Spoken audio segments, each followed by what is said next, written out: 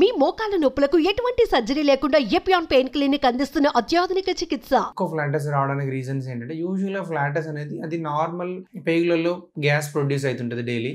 So gas produce కావడానికి reason ఏంటంటే so ఎప్పుడైతే మనం నార్మల్ ఫుడ్ తీసుకున్నప్పుడు అది ఫుడ్లో స్టమక్ నుంచి చిన్న పేగులలోకి వెళ్ళి చిన్న పేగులలో ఫుడ్ డైజెస్ట్ కాని ఫుడ్ ఏదైతే ఉందో సో అది పెద్ద పేగులలోకి వెళ్తుంది. సో పెద్ద పేగులలో ఏంటంటే చాలా బ్యాక్టీరియా ఉంటాయి. చాలా బ్యాక్టీరియా ఉన్నప్పుడు బ్యాక్టీరియా అంతా డైజెషన్ చేసి అవి గ్యాస్ ప్రొడ్యూస్ చేస్తుంటాయి. సో దాన్నే మనం ఫ్లాటస్ అంటాం. సో ఇక్కడ చూడొచ్చు చాలా బ్యాక్టీరియా ఉన్నాయి, multiple millions of bacteria. Undigestible food particles వీటికి వచ్చినప్పుడు సో అవి డైజెషన్ చేసి సో ఎక్సెస్ గ్యాస్ ప్రొడ్యూస్ చేస్తాయి. సో ఆ గ్యాసే మనకి అవుట్ సైడ్ ఫ్లాటస్ లాగా రిలీజ్ అవుతుంది. సో ఏ సిచ్యువేషన్ లో మనకి ఎక్కువ కింద నుంచి గాలి వస్తుంది. సో ఎప్పుడైతే undigested foods so fructans or semi complex carbohydrates అంటాము. సో అంటే ఎక్సెస్ వెజిటబుల్ డైట్ అయినా సో అన్డైజెస్టెడ్ ఫుడ్ అంటే person individual to individual so for certain fruits అయినా సో ఏవైతే అన్డైజెస్టెడ్ ఫుడ్ ఎక్కువ తీసుకున్నప్పుడు సో ఆ అన్డైజెస్టెడ్ ఫుడ్ అనేది బ్యాక్టీరియాకి ఎక్కువ ఉండడం వల్ల అవి డైజెషన్ చేసి గ్యాస్ ప్రొడ్యూస్ చేస్తుంటాయి.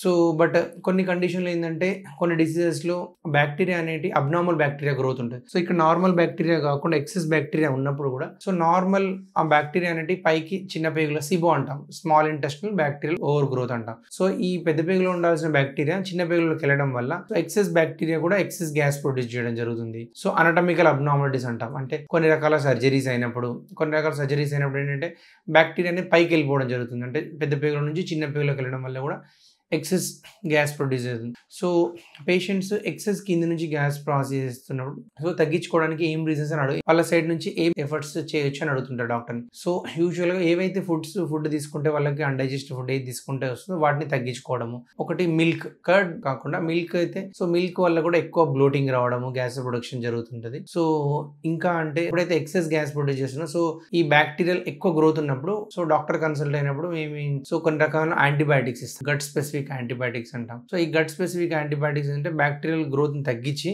So excess gas production form కూడా తగ్గిస్తుంది.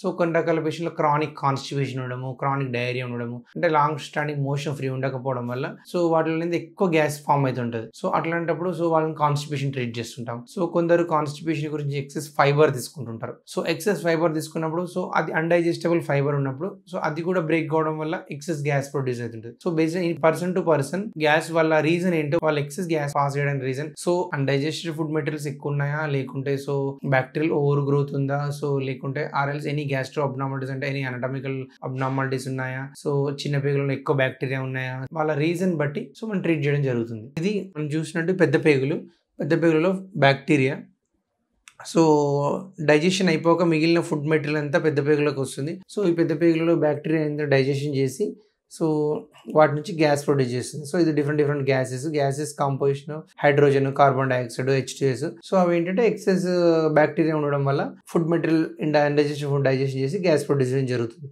సో సమ్ టైమ్స్ ఏంటంటే ఇదే బ్యాక్టీరియా చిన్న పేగులకు కూడా వెళ్తుంది.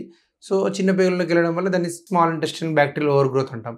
సో అప్పుడు కూడా సేమ్ ఇదే బ్యాక్టీరియా ఎక్సెస్ గ్రోత్ ఉండడం వల్ల సో ఎక్సెస్ గ్యాస్ ప్రొడ్యూస్ చేయడం జరుగుతుంది. సో ఇవన్నీ అన్డైజెస్టబుల్ ఫుడ్ మెటీరియల్స్.